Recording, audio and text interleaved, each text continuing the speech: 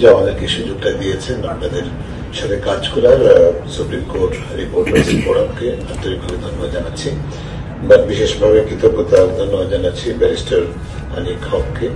তিনি তার শত ব্যস্ততা সত্ত্বেও আমাদের সাথে যোগ দিয়েছেন, আপনাদেরকে আপনাদের প্রশিক্ষণে অবদান রাখার জন্য। তার চেয়ে বেটার স্পেশালিস্ট বলতে আমরা এই ক্ষেত্রে পেতাম না।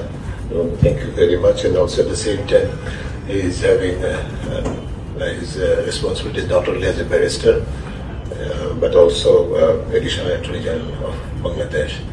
So মানে ওনার অবস্থান এবং ব্যস্ততা সবকিছু মিলিয়ে তার কাছে কৃতজ্ঞতা জানানোর ভাষা নেই। এট দ্য সেম টাইম যারা সুপ্রিম কোর্ট রিপোর্টার্স ফোরামের নেতৃবৃন্দ, বিশেষ করে সভাপতি এবং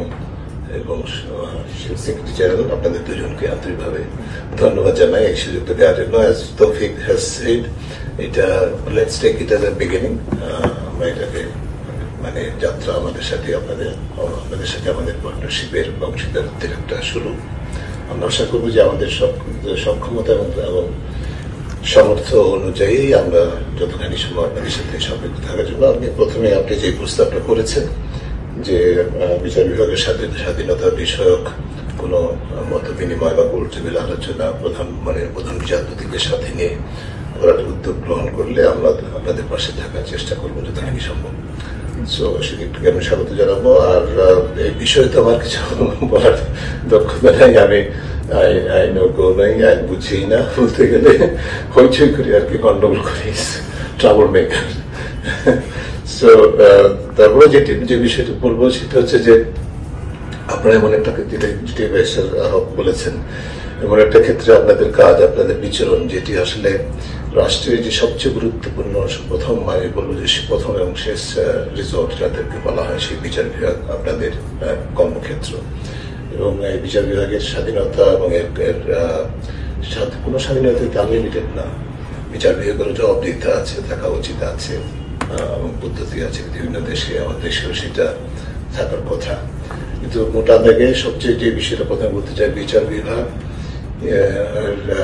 স্বাধীনতা এবং বিচার বিভাগের মানুষের ন্যায় বিচার প্রাপ্তির যে সম্ভাবনা, সেটি কতটুকু প্রতিপালিত হচ্ছে এটি দেখার দায়িত্ব কিন্তু আমাদের অবশ্যই অন্যান্য সকল প্রতিষ্ঠানের পাশাপাশি সাধারণ নাগরিকদের ভূমিকা থাকে। কিন্তু সার্বিকভাবে সবচেয়ে বেশি লেজিটিমেট অথরিটি এবং রেসপন্সিবিলিটি হচ্ছে আমাদের গণমাধ্যমের।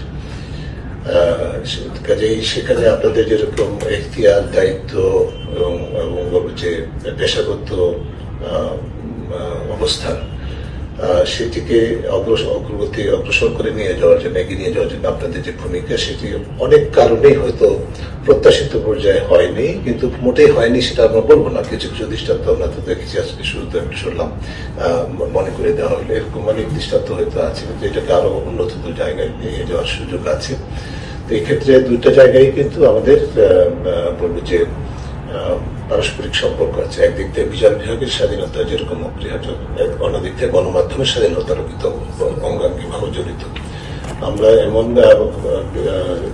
বলি যে কার্যকর বিচার বিভাগ পাবো, স্বাধীন বিচার বিভাগ পাবো, যেমনটা আমাদের গণমাধ্যম স্বাধীন হবে এবং কার্যকর হবে, এটি অঙ্গাঙ্গভাবে জড়িত। এবং এই যে বিচার বিভাগের স্বাধীনতা, গণমাধ্যমের স্বাধীনতা, এটি যেরকম অঙ্গাঙ্গিভাবে জড়িত, আবার এটি কিন্তু নির্ভর করে আমাদের রাজনৈতিক সংস্কৃতির উপরে, যার প্রতি ইঙ্গিত দিলেন আমাদের ব্যারিস্টার আনিক আমাদেরকে বললেন যে আমরা যে শুধুমাত্র সবকিছু থেকে ত্যাগ করে দিচ্ছি গত 16 বছর। অবশ্যই কর্তৃত্ববাদ একটা চরম পর্যায়ে নিয়ে যাওয়া হয়েছে। কর্তৃত্ববাদের মেয়াদে সর্বক্ষেত্রে সকল রাষ্ট্রীয় প্রতিষ্ঠানকে করায়ত্ত করা হয়েছে, দলীয়করণ করা হয়েছে, পেশাগত দেউলিয়াপনা সৃষ্টি করা হয়েছে সকল ক্ষেত্রে, সকল প্রতিষ্ঠানে। কিন্তু বিচার বিভাগ তার অন্যতম শিকার এবং বিচারক সেটা শিকার হয়েছে। আবার বিচারক সেখানে কর্তৃত্ববাদের বিকাশের অনুঘটক হিসেবে ভূমিকা পালন করেছে, আনফর্চুনেটলি।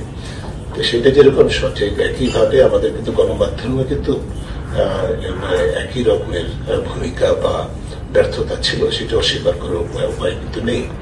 গণমাধ্যমের একটা অংশ কিন্তু যেরকম কর্তৃত্ববাদের কাছে সারেন্ডার করেছে, কোঅপ্টেড হয়েছে এবং তার মাধ্যমে সুবিধা অর্জন করেছে, একইভাবে এই প্রতিকূলতার মধ্যে গণমাধ্যম অনেকভাবেই তার ভূমিকা পালন করার চেষ্টা করেছে। এই যে মিশ্র চিত্র, সেই চিত্রটা কিন্তু আমি মনে করি যে বিচার বিভাগও কম বেশি ছিল।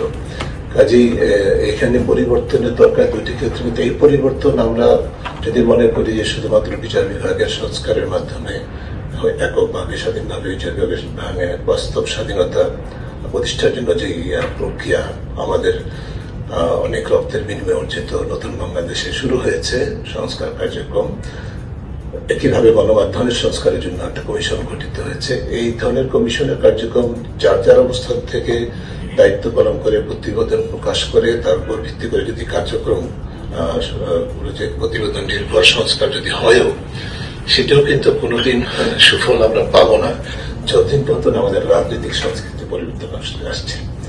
সেই জায়গায় যদি আমাদের রাজনৈতিক নেতৃবৃন্দ, রাজনৈতিক দলের, রাজনৈতিক অঙ্গনের যে মূল কর্তৃত্ব যাদের হাতে, নেতৃত্ব যাদের হাতে, তারা যদি আমার স্বাধীনতার চেতনা, মুক্তিযুদ্ধের চেতনার পাশাপাশি আমার বৈষম্য বিরোধী আন্দোলনের মূল চেতনা সেটাকে ধারণ করতে না পারেন, সে তার থেকে শিক্ষা গ্রহণ করতে না পারেন, তাহলে কিন্তু আমাদের সমস্যা কিন্তু সমাধান হবে এটি প্রত্যাশা করা খুবই কঠিন।